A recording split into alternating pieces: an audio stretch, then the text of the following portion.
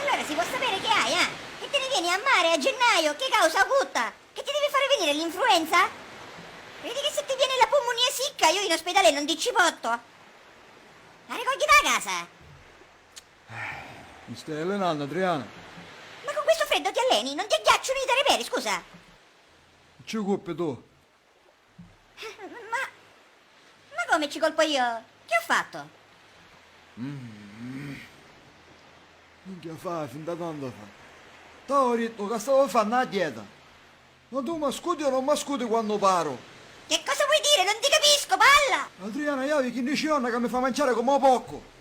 No, dimmi tu se ti pare una cosa regolare che a Natale per due persone infurnasti fin 8 kg riscacciato a Catume e 30 cannocci salsiccia. Ma era Natale!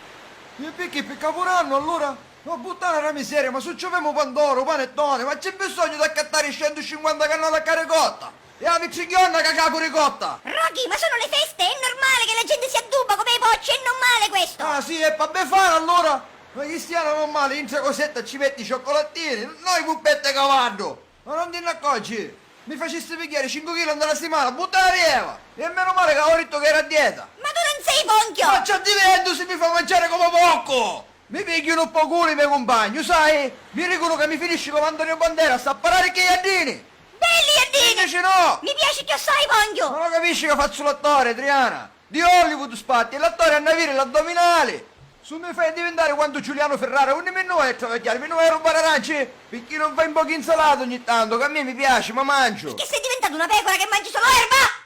Ma dove è finito il Rocky che conoscevo io, che gli arancini si muccava a 4 a 4, gli arancini con sugo, tu lo guardi come ti muccavi? Va bene, ok? Ma a fare spanzare, mi vuoi voglio, e va bene! Basta che poi non ti lamenti che è tu pirita! Magari io! Io e tu da quando mangi E assai! infatti fai schifo, sai? È una cosa normale! Non è normale se ti mangi 2 kg di pasta e 7 cotolette di pollo. E prenditi una biochetasi! Un vero uomo digerisce tutto, anche le pietre! Che a fare con questa dieta? A diventare uno degli One Direction? Perché non ti prendi un bel sacco di limone e sale che ti squaglia magari purenda? Io ho bisogno di cucinare, Rocky, se no mi sento inutile, capito? E tu a mangiare! Te lo ricordi come ti sucavi le uova al mattino? Ti ne sucavi 4 e ora che ora niente, sta fanno a dieta, sta diventando sicco! A me piace l'uovo capanza, mi piace!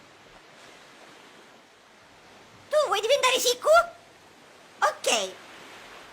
Però allora lasciami e vattene! Perché a me piacciono i ponghi!